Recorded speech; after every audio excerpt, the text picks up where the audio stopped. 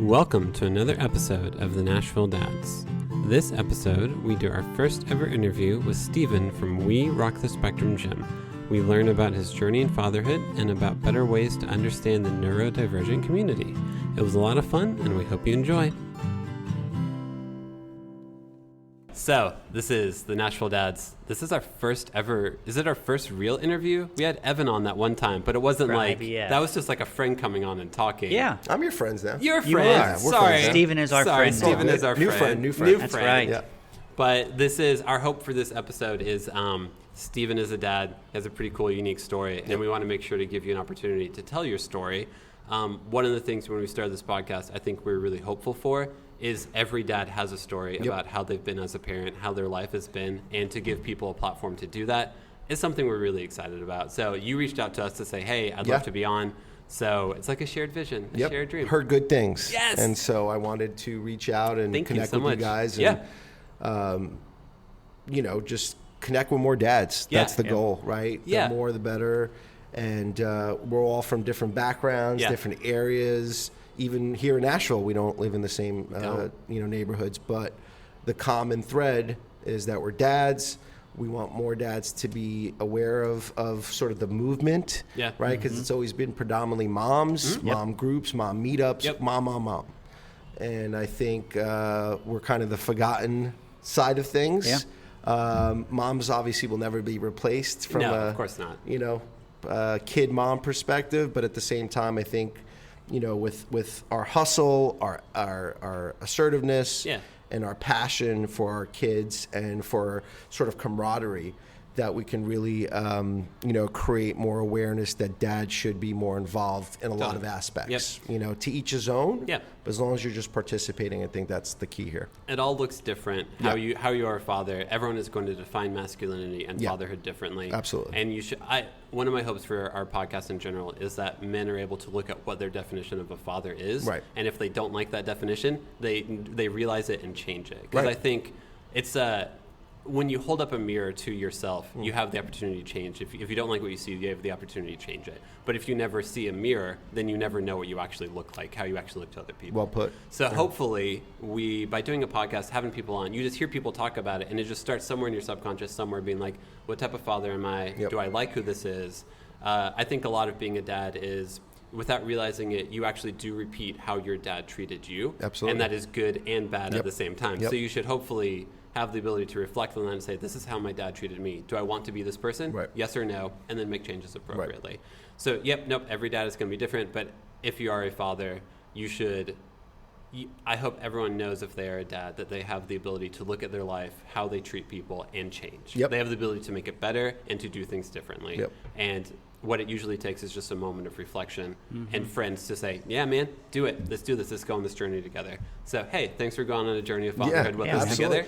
I just want to add something to that, because I think also the barrier, I think, with a lot of men, dads, fathers, is that they don't want to look at their friends per se or other men, that are relatives, and kind of ask the questions like, I need help. I need advice, right? Totally. Yep. There are obviously things that guys will ask each other that there's no sort of barrier, right? There's no restraint. Vulnerability is such a hard thing for men and dads absolutely. to recognize. It's not rewarded. Like there's very things in which you're vulnerable as a male, and people are like, do more of that. It's more just like, all right, I'm going to take a couple steps back. And you're like, oh, okay. They see it as a emasculine type thing. And they just hold it in. So, we have to have more conversations. There's more nothing wrong with asking those questions. If you're going to ask something that's completely out of left field, why not? It's hopefully you have friends in which you can be an idiot in front of. Correct. Without judgment. Right. Yes. Absolutely. So, but anyway, Steven, you are a father. How many kids do you have? What are your kids like? Tell us a little bit about yourself. And then we'll ask you more and more questions. Absolutely. So thanks again to the both of you for having me on the show. Thank you. So I have two kids. Nash, coincidentally, his name is Nash, and we've never been to Tennessee before moving here, so that was a little serendipitous. He's age 9. And then my daughter Colette, a.k.a. Coco, she's age 6. That's cute. Going on 16. love the kids. They're two different kids, two different personalities. They were both born in Los Angeles. Okay. That's where we moved here, like 90% of the new population in Middle Tennessee. And my wife, Samantha, and I decided about 2.5 years ago that we wanted to get out of town. This is pre-pandemic. Okay. And then when the pandemic came around, it was the perfect opportunity to start looking at places where, at the very least, we can live and work remotely, because that was kind of the thing then. But as, 2020 became a challenge for a lot of people, we realized that that temporary situation should be more of a permanent situation. So thank God for my wife. She did the research and started to look at places where you can raise a family and it won't cost you an arm and a leg, where it's safe and business friendly and the schools are good without having to pay for private school. And the politics weren't, being pushed down your throat no matter what side you're on. Of course.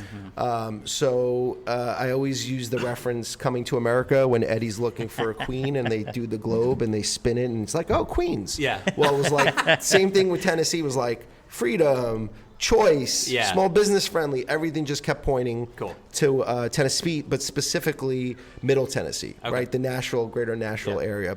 So Labor Day weekend of 2020, still in the pandemic, came out here for a week, fell in love with Franklin specifically. We got to sort of, do Davidson County and Williamson County, but something kept drawing us to Franklin. It had a personality. Cool. Mm-hmm. And we knew it was good for kids. Yeah. Right? Oh, yeah. So next thing you know, we're putting the house on the market, selling it in an hour, thank God. Wow. And bought a one-way ticket to come to Tennessee without even having a house at that point. That's crazy. We just knew that we would make it work. Yeah, we would make it work. Yeah. And then 2 weeks before our plane ticket, we found a house in Williamson County in Franklin. Yeah. And next thing you know, we're living here. So it's almost 2 years now that we've been in this great state and great city.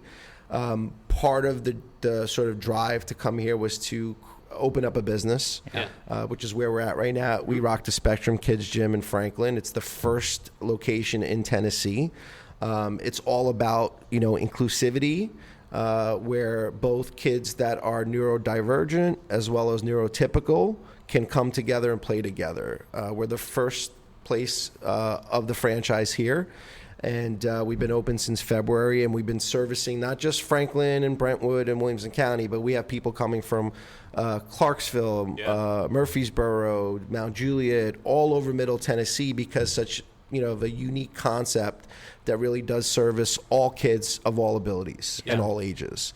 As we're familiar with trampoline parks and Chuck E. Cheese's of the world, they do not cater to kids with special needs. Yeah. And so being a dad with one of two kids that does have special needs, it was important for us to be able to bring this model and concept from California to Tennessee, because there's obviously plenty of kids with special needs, but they also have siblings that aren't special needs, and so where can they go together and play together, especially with weather being an issue sometimes, and safety, and just peace of mind for the parent knowing that they're never going to have to apologize for their kid's behavior. And so that's our motto, is finally a place where you never have to say I'm sorry. And so that really resonated with my wife and I when we were customers in California going to these locations, and then when we had the opportunity to move here, we said, okay, I think we should bring this concept here. So that's kind of the genesis of our journey since leaving California, and thank God we did at the right time. I wish everybody the best out there, and I hope you guys make that decision pretty quickly to get out as fast as possible. Yes. Oh man, can you talk about so you have what? So I feel like with this entire world, I feel like I'm going to use the wrong words. No, it's fine. Terminology the entire time. So is it like neurodivergent? Is that yes? The correct? When you're talking about a group, yes, right? It's neurodivergent. Okay. And then when you're talking about an individual, yes, you can say atypical. You can say someone on the spectrum. Yes. But we service kids, with Down syndrome, with cerebral palsy, with any type of physical or mental disability. So it's not just autism, even though the name obviously implies that. But we're a place for all kids, all abilities. Cool. So there's nothing wrong with, because the names change all the time. Yeah. Constantly. If I say, for example, my son Nash, who was diagnosed at 4 and then reevaluated recently and diagnosed again just to confirm, because now he's 9 as opposed to when he was 4, calling him high functioning or low support could also be frowned upon depending on who you talk to. So you're never right. Okay, cool. But there's definitely a lot of different levels of autism. Right? Yeah. We have kids that don't speak, but that doesn't mean they can't communicate. Of course. Right? Yeah. And with autism, it's not a look.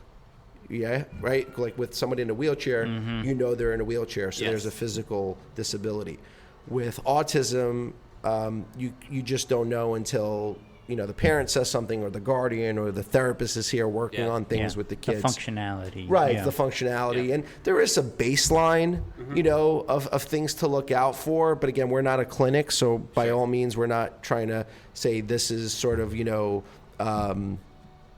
a carbon copy of every kid, because the saying is, if you met someone with autism, you've only met someone with autism. It's not... we're all snowflakes when it comes to that. So it's a beautiful thing that kids can play together here without judging each other. Yeah. And the more kids start out in an early age playing with each other, no matter what their abilities are, or differences, as they get older, and we've seen this happen, especially with my daughter, who started out going to the gym at 3 years old, having friends that were older than her that looked different and walked different. Not once did she come home and say, "Daddy, why is my friend so-and-so, different than me physically, mentally?" She'll call me out wearing the same T-shirt, 2 days in a row. Very judgmental there. Yeah. But when it came to her friends, as long as we didn't put that in her head, absolutely, that these kids are different, she didn't seem them to be different. And that was a beautiful thing. And that really was the magic and the vibe we wanted to go for with opening up this location. Because we knew there was a need. And there was plenty of families, but there was nothing here to service them. Yeah. No, I mean, whenever you reached out to us and told us what your gym was, I was like, oh, I didn't. Yeah, there's definitely a need for that. Yeah. What a cool idea for a space. Yep. And it also encourages the parents to get involved, right? Yeah. So, when we go to a trampoline park, it's 30,000 square feet. My wife and I can just sit back, and the kids are running around, right? And sometimes you're looking for them because it's such a big place. They're stuck in a ball pit somewhere. Correct, right? You don't know where they are.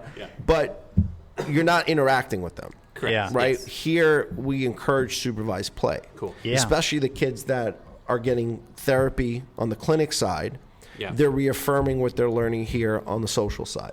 Yeah. So we do encourage dads, moms, caregivers, therapists alike, to interact with the kids. That's why this place doesn't have bells and lights going off and all that. It's literally about playing with a purpose. Yeah, well, when we walked in, as we were walking back here, going through your place, every single kid seemed to have their parents or guardian along with them, watching important, them, playing with them. Yeah. It's kind of bringing it back to the old school days of it's just you and your dad or you and your mom, and there's a glove or a bat or a ball or a bike. Yeah. And that's the time you spend with each other, and that's the quality time, right? Yeah. Mm-hmm. So I really appreciate that kind of methodology to things. There's always a time and a place for video games and all that kind of stuff, but I think when you're here, you kind of know the vibe and the mission. Of course. And so that's, came to fruition. Yeah, that's sweet. Yeah. Do you think... So was your son diagnosed whenever he was 4? He was 4, right? And listen, just like you said earlier about knowing the definitions, unless you're in proximity of someone on the spectrum, family member, a friend of a friend, you really don't know what it looks like, what it entails, right? So part of it's being educated about autism. Mm-hmm. And so my wife and I were just like, oh, he's quirky. Yeah. And he's going through some stuff, but he's 4 years old. Yeah. So is it him being a kid? Yeah. Or is it the autism? Or does he need help? Right. And so the grandmother, my mother-in-law actually said, from an outside perspective, you should probably get him checked out. Okay. And so we said, okay. And then we learned that, he was diagnosed with ASD, autism spectrum disorder. Okay. And it wasn't something where we panicked and didn't know what to do. We actually flipped it on the other side of it and said, okay, what services are there? Yeah. What things can we do early on to help him? Right? Not to change him, but to help him, which is, again, the key here. So how do I get Nash to assimilate into class, into social settings, into anything that's going to make him happy, right? Mm-hmm. So we did a lot of research on the clinical side, one thing. Then on the recreational side, we came across the We Rock the Spectrum franchise. Yeah. And so like I was saying earlier, there was one nearby in the neighborhood, and we became avid customers there. Yeah. There were times where we can drop them off and go home and work while they were being cared for by staff. Or there are times where we just stayed and played like the kids are doing now with their parents. So we didn't panic. Now, everybody's different, right? Some people are in denial. Yeah. Some people procrastinate on getting things, done services-wise. Yeah. We just felt like the sooner we can get him the services he needs, the better it's going to be for him as he gets older. And then moving here just made it even better. Sweet. Yeah. You seem like someone who is very willing and eager to advocate for people. Of course. Do you feel like that existed before your son got his diagnosis? Or was it once your son was diagnosed, you're like, oh man, I need to step up. I need to advocate. I need to figure out how to be more, basically. No judgment. No judgment. I think there's a moment for fatherhood always where you look out around and you're like, I need to step my game up. Absolutely. I think it definitely came as soon as I became a dad, right? So I started being more self-aware of things, less selfish, more, kind of here to help. Yeah. But then with the diagnosis, being established, that took it to the next level. Yeah. And then being in this business or area, in the community, I see the importance of it because now I'm meeting like-minded parents, right, that are also going through whatever they're going through with their kids. Yeah. So, and you've created a community where when the parents do come here, they can actually talk among themselves. Yeah. Hey, I'm having this issue or this problem. Can you help me out? Just the communication and having that community is just huge. I agree with you 100% because we became a conduit to all the different resources around town, especially for those that are coming in droves from other places that have no family, no friends yet, and need advice. We've been a big resource for them. That's awesome. So I've been very proud of that. Yeah. I give you a good analogy. It's like a dad who might have a kid on the spectrum who just doesn't know yet or doesn't feel comfortable enough. He 90% of the time is not going to come up to another dad at a movie theater or at a bowling alley to ask a question. Yeah. Here, I've seen the biggest of the biggest and the meanest looking of the meanest just let everything go and say, hey, I'm in a safe place. I'm going to ask this guy or gal, like, hey, I've been watching you guys. I'm thinking of getting my kid evaluated. Do you have any advice? Yeah. So we've become this place where, to your point, you can come and ask questions not only for me and my staff, but other parents here because they might have a different perspective, right? So I think it's a beautiful thing to see these dads that typically wouldn't come up to somebody on the street feel very comfortable here to ask as many questions, whether they're personal or very top line. With that's no judgment and to be as vulnerable as you want. Correct. The vulnerability is that's the big thing is being able to get over that, ego thing or whatever you want to call it and just be yourself and be like, look, this is bigger than me. Yeah. This is my kids. Yeah. So if I can get some resources or a good perspective on things, I might never see you again. So what's the big deal? You know what I mean?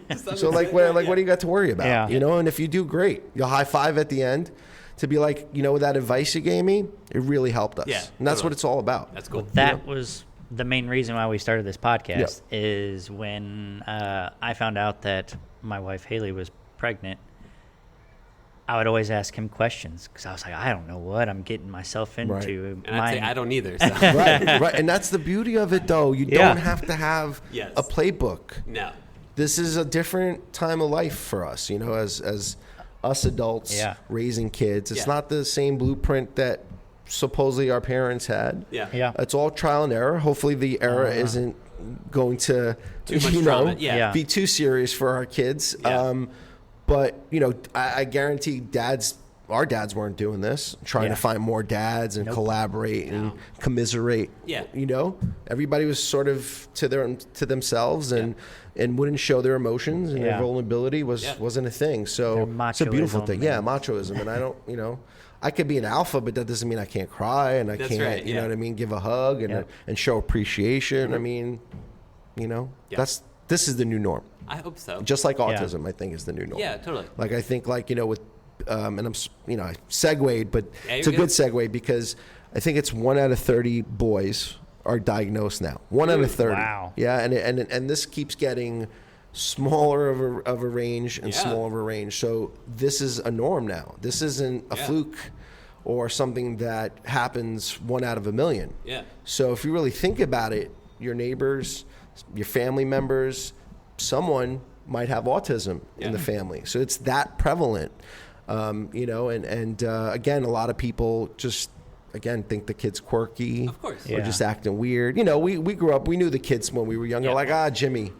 he's just weird. In my mind, to be diagnosed with autism or something like that, I would assume shifts your whole family dynamic. Of course. So it goes from this kid's quirky to you now have to figure out, it changes everything to actually go get the test. Of course. I mean, you kind of have to use that sometimes when you want people just to be aware, right? Because it's still not a typical thing behavior-wise. Yeah. Whether it's social quirks or not understanding social cues. And again, these are different levels. There are some kids that, need the one-on-one support. They can't communicate verbally, that need, a device to communicate. Yeah. So there's different levels. And that doesn't mean this kid doesn't have emotion, doesn't want the attention, doesn't want, and that's, I think, a lot of people think right away, oh, he can't communicate or she can't communicate. And that's completely the opposite. It's just the way we typically communicate. It's not typical for them. Correct. So it's important for us as a society, knowing that there's so many kids being diagnosed and it's not slowing down, that we need to figure out, the neurotypical community needs to figure out how to best, adapt. I don't think these kids should have to constantly adapt. I think we have to figure it out. Adapt and then serve. And then serve, right? The expression, being invited to the party, I want to dance at the party. I want to be at the table at the party. We're past that being acknowledged. It's included. Is very important. I know, whenever I look at when I'm a soccer fan, so whenever the new soccer stadium was built, I'm pretty confident they have a sensory, where if you're overwhelmed by stuff, that's a common thing now. Where when new stadiums are being built, I think the Science Center now has it. Whenever something happens, they have a calm down room. Correct. Because even if you aren't on the spectrum or something, do you know that? No. Yeah, you can. I'll give you another statistic. Okay, go for it. Yeah.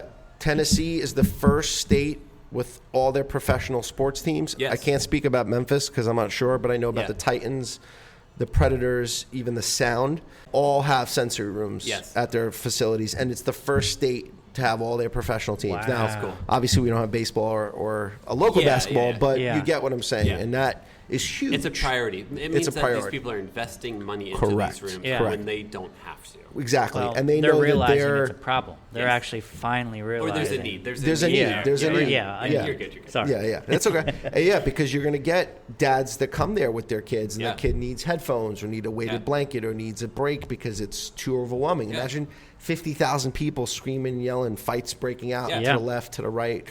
I would need a break. Well, when Devin invited me to the soccer game at the new stadium, that was the first large event that I've been to since COVID. Oh, wow. So when we were walking, I was like, why is my heart pounding? I'm like, this feels so weird. And I was slight panic attacks. You just haven't been around 20,000 people. Yeah, it's overwhelming. It's a lot of stimulation. Sensory rooms are cool. I love that they're becoming. I think it's worth noting they're becoming more of a thing. Yes, it's corporations and people are becoming aware of the fact that stimulant matters, and stimulant is exhausting. Exactly. So you should be aware of it. Especially with it's a nice breakaway from what's going on. We even have a calming room here since we are a sensory room in itself. We have a common room, so if a kid if he gets or she gets overstimulated, they have a chance to take a break, hang out in the space theme room. You guys should catch it on the way out. All right. We have some parents that kind of disappear in it sometimes to kind of just, play on their phone, awesome. Which is not what we're hoping, but, what happens sometimes. It happens. Yep. It totally happens. But we understand the value of that. And also I wanted to add that we are the first, from what I understand, the first for-profit business to have a universal changing table. Oh, cool. Yeah. So our whole thing is about decency, like human decency. And if you think about somebody who's, in a wheelchair or, incontinent, whatever the case might be, there's really no places for them to go to the bathroom. But it's all about the inclusivity part, right? Yep. So one of our bathrooms has a universal changing table, and it's not just for adults. We have a lot of kids that aren't potty trained, past the age of 3 or 4. Yeah. So imagine a 10-year-old who needs his diaper changed. Yeah. Was he going to do it on the floor? Yeah. What kind of... There's no human element to that. Do you know what I'm saying? Yeah. So our whole thing is, even if you're driving by and you're not even going to the gym, think of us as a public come in restroom specifically for that. Cool. Wow. And no matter what your age is, no matter what your abilities are, if you need that bathroom access, you can come to We Rock and use it. Cool. And I think that's, again, if more businesses, right, would start doing that, knowing that, hey, my customer's partner might need this. My customer's kid might need this. Where are they going to go? Yeah. There's not a lot of locations. It's not like there's a app for that per se. No. So to know that you can be in the area, have a need, and just drop in without being a customer, That's really it makes cool. me feel really good. Absolutely. Knowing we can provide that. I think the Science Center now has a universal changing table, and that was the first time I even knew those existed. Correct. Like, now, they're a nonprofit. So that's what I'm saying. Yep. Like, and they're a lot bigger than us. I think they're, like 30,000 square feet, something like that. That's a massive building. But no, good for them, and I think it's the same product line because I think we use the same vendor I'm for going to it. have to go and take a look at this. But it's the I've first never time I seen ever it. walked into like the family bathroom and I'm like, this changing table, I could lay down on it. Correct. And then I read it and I was like, oh, that's because it's made for someone that Correct. and it has a remote control. Yes. So let's say you're somebody who's petite, but the person you're having to change is twice your size. You don't have to try to lift them and put them on the table. So that you just press a button, it lowers up, put them on there, do your thing, bring it back up. It seems like cool. my wife went to grad school at Kansas, and one of her friends, their sister was in a wheelchair, and listening to her talk about how every single building she walked into, how many different things she noticed versus what I noticed. Right. Because I could just walk into a building. Right. I don't think about it at all. Something stimulating, I go to a different room. Right. So but I think it seems like once you start noticing how much adaptability or how many things you can do to actually help people out, it's kind of hard to unsee it. I'm assuming you walk into most rooms or most businesses and you're like, if you just added this, here's all the people you could help. If you did this, here's how many people you could attract to this business. Absolutely. ADA compliant, right? We're just making everything accessible, whether you can walk or ride in. And a lot of businesses don't have that, whether it's steps to get in and there's no ramp, to not having the proper, guardrails in the bathrooms, to even walking up to a counter. And the counter's, 10 feet high. And you're like, how are you going to... That's not going to work. No. Or how do I even get in this place if the door's not, made the proper way? So I think, again, this all ties back to your point. I only knew when I got involved. Yeah, absolutely. Right? Because of my son. Yeah. But I think now, because of the platform that I have and the responsibility that I have, I want more people that aren't, by proxy affected, just to be aware. Because the more we know, we can make more people feel comfortable. Yeah. All right? And you're going to definitely come across a family, an individual who's special needs. Yeah. And so if we can speak to them on their level and be like, hey, I understand what you're going through, even though I'm not, where you're at, or I don't have a family member that has a disability, I still am educated enough to get it, because we're making you conform to our normal sort of situation. So why couldn't we take the time to then understand their needs and their wants? So I think that's important. Yeah, that's great. But I just want to add, the whole thing with what I've been seeing since we've been open since February is that, there's tons of mom meetups, and there's a ton of mom networking groups and just moms. And I love moms, I love my mom and I love my wife who's a mom. Yeah. But I really want to be able to, again, use this platform, use the connections that we've developed with fine folks like you guys to really have more dad meetups. Yeah. We got this great room in here. Why can't we play a football game, have the kids play in the room and we can commiserate or, congregate and do our thing here, bring in food, et cetera. Like, there's nothing wrong with organizing meetups with dads, whether it's, taking a walk, playing some sports, gathering together and doing this cool podcast. I really want more dads to participate. You know what I mean? And I think you'll see it'll benefit the kids indirectly or directly.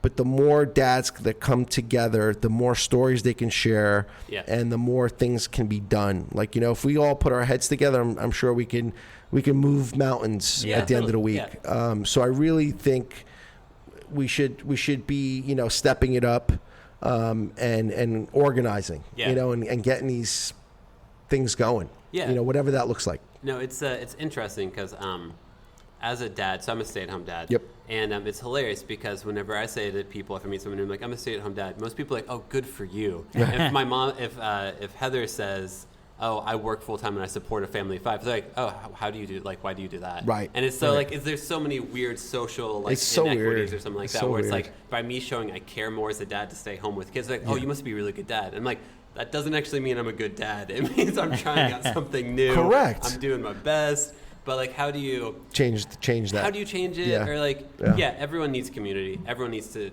It helps a lot to have community. And I think dads, for whatever reason, are given the opportunity to mentally check out more than they should be able to. That people actually are like, you're a stay-at-home dad. That's amazing. I'm like, no, I would hope any dad is willing to stay home to help out their kids. You're almost implying that that's. But let me ask you a question. Do you think when they say good for you is like, oh, you got the easy way? Is it like the easy route? I think it's more that what I'm doing isn't something most people have experienced. Like, I only know 1 or 2 other stay-at-home dads. I don't know if it's like the novelty of it. Oh, you actually do that? Oh, good for you. Or anything like that. Right. But you just notice it. You notice it when people are willing to give you a compliment that if your wife was a stay-at-home mom or whatever, they would be like, oh, yeah, of course you are. Right. And it's like, well, we're doing the same job. Right. Why is it impressive whenever I do it very true. and expected when she does it? Very true. So, I don't know. I feel like as a dad, it's a little too. I feel like there's some assumption that you can mentally check out and not be as present. And the dads who are present are like, wow, they must be a really good dad. And you're like, every dad can be mentally present. Right. Did you ever set the standard for them? Did you set the expectation of mental presence for them? Have you guys ever wanted to switch places? Like you kind of, try it out for a little bit and you go back into the corporate world? No? No. I worked full time. Whenever we had 2 kids, we both worked full time. Yeah. And after a year of working full time with 2 kids, it was like, cool. We have no mental presence. We have no sanity. I'm good. We're going to lose out on some money and some financial opportunities, and it is going to be worth it. Yeah, so. and that's very true. Like the time you can't get back. I know that's so cliche, but it's true. But it's the truth. It's facts. Truth. Like, you know what? Extra couple $100. That's fine. We'll figure it out. I'll figure it out. And we can always make it later. So to be able to have that time, like that kind of segues or connects to what I was going to say is that taking this on, I barely see the kids, right? Sure. Unless they're here or, I see them at night because this is a full-time situation. And more so than having a job where you're working for someone, right? Because that's a Monday to Friday usually. Yeah. Yep. Set hours depending on the field. Sunday morning. I'm here on a Sunday morning. I was here at 7:30, getting everything set up before we even opened. Yeah. And I'll get to leave for a little bit, but I'll have to come back and close. Yeah. Again, not complaining. First world problems. Right. I'm thankful and blessed that I have this opportunity and blah blah. But there's a reality. But there's a reality of it that like the formative years, I hope I'm not missing out, and I'm not going to have that back. The trade-off. Yeah, I mean, to go back to your question about trading off with Devin, I would love to. I have such a high stress, high demanding job that like, for me, I kind of want to feel that way of just I mean, I know it's still going to be stressful, but it's a different stress. It's a different type of stress. Yeah. They won't fire you. Yeah, right? You don't have who is my boss? We have this discussion constantly. Is it my wife? Is it I the think baby? it's the kids. I think it's the kids. Yeah. But yeah, I mean, Yes, the kids. but I do feel the same way with you as well, because when I leave in the morning, she's still asleep, and then when I get home, like I go and pick her up, and then I take her home, and I get 2 hours with her at the end of the day. Yeah, just what am I missing out? And when I see those pictures that the daycare sends, I'm just like, it's tough. It's tough. But got to do what you got to do. Yeah. My dad has said that to me before, or I've been like, I'm the youngest of three, where I was like, oh, what were we like whenever we were this age? And he was like, I was working too much.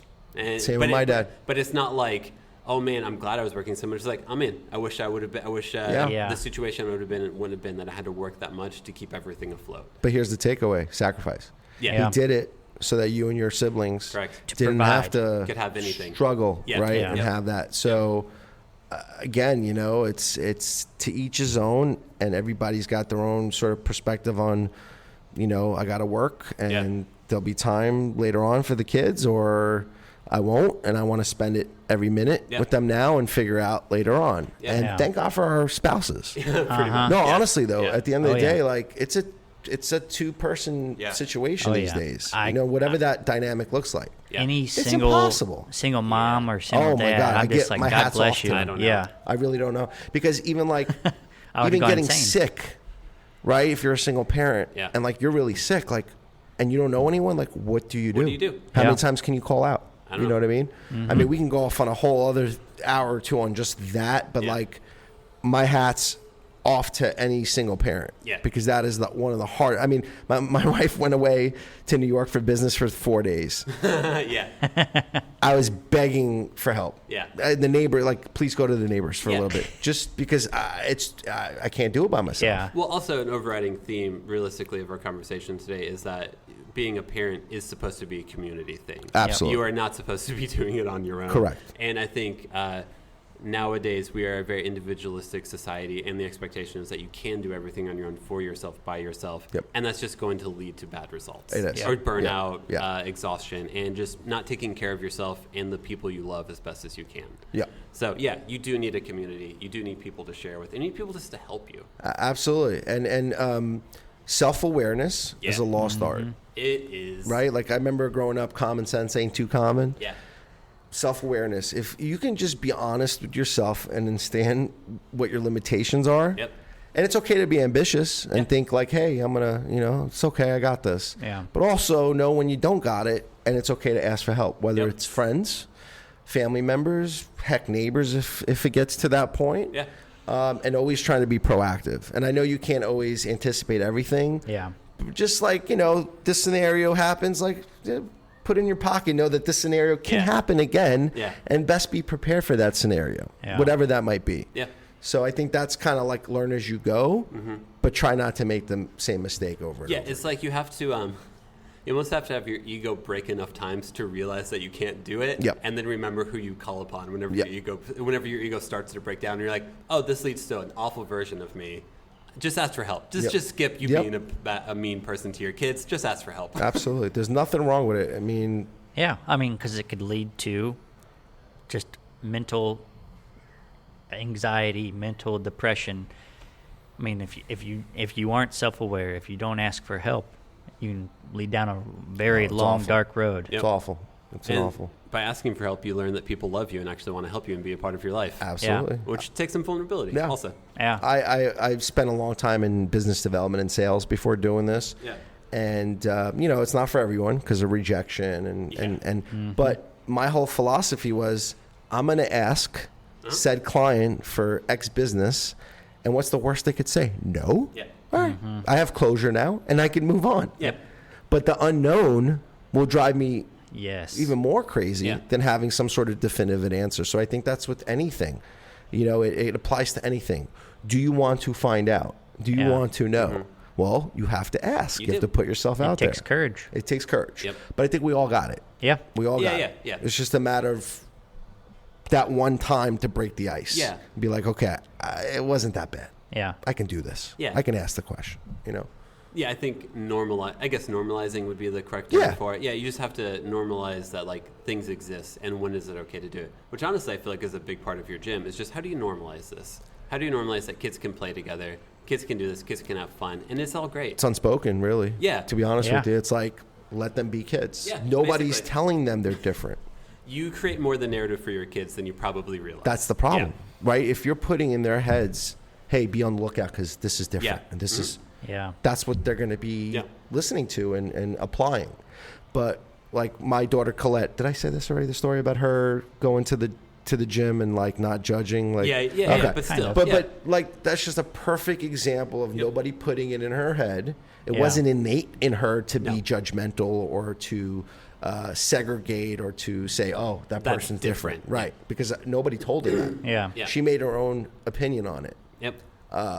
So to me, again, you let the kids figure it out to a degree, obviously, because you want to guide them also. And you'll see a beautiful thing just evolve organically without it being forced. And I think a lot of what's going on today is being forced. Sure, If we could just let kids be kids, you'll see a huge difference. What is there anything else you want to make sure to say? I mean, within reason. Of course. No, I just, again, I think what you guys are doing great. I think, plenty of people should listen to you guys. Hey, there we go. And join the movement. The more dads that can come up with ideas on how to bring more dads together, or think of ways to use our gym as a destination for that. I'd love to have a monthly meetup, where we get together as adults or we get together with our kids, and they can play and we can do our thing. Let's talk more about that later on, and let's start to nail something down. Sure. Absolutely. I think there's an unmet need. And you guys have the platform. I have the platform. That's why we're coming together. Correct. As for We Rock the Spectrum, there shouldn't be a reason for families to have to drive an hour and a half to come to a place like this. So if anybody's interested in opening up one in their respective area, I can happily put them in touch with the right people, and you'll be really helping a lot of families out as well as your own. And, just come check us out. We're in Franklin, Tennessee, off of Murfreesboro Road. Conveniently located near the 96 and 65 interstates is what you guys call them here. I'm used to calling them freeways. And bring your kids. We're open 7 days a week. I was just about to ask that. 7 days a week. 7 days a week and times. What are your times? So Mondays through Fridays, 9 to 6. Weekends, we're guaranteed 9 to 12:30, both Saturdays and Sundays. We usually close in the afternoons for birthday parties. Oh, cool. But if there aren't any birthday parties scheduled, we'll be open until 6 o'clock. What about like your social media handles? Like, where can we find you on that? Instagram, WRTS Franklin TN, and then on Facebook, We Rock the Spectrum Franklin TN, and then our website, www.werockthespectrumfranklintn.com. That's awesome. So go check them out. Yeah, please do. Thanks for you reached out to us. Yes. And thank you so much. Thank you. Letting us come out here and hang out with you. Of course. Bring your kids. Well, I'm sorry. We definitely are next time. We definitely absolutely will. And I say we do this again. Yeah, absolutely. This is great. But should we wrap it up? Thank you, gentlemen. And appreciate it.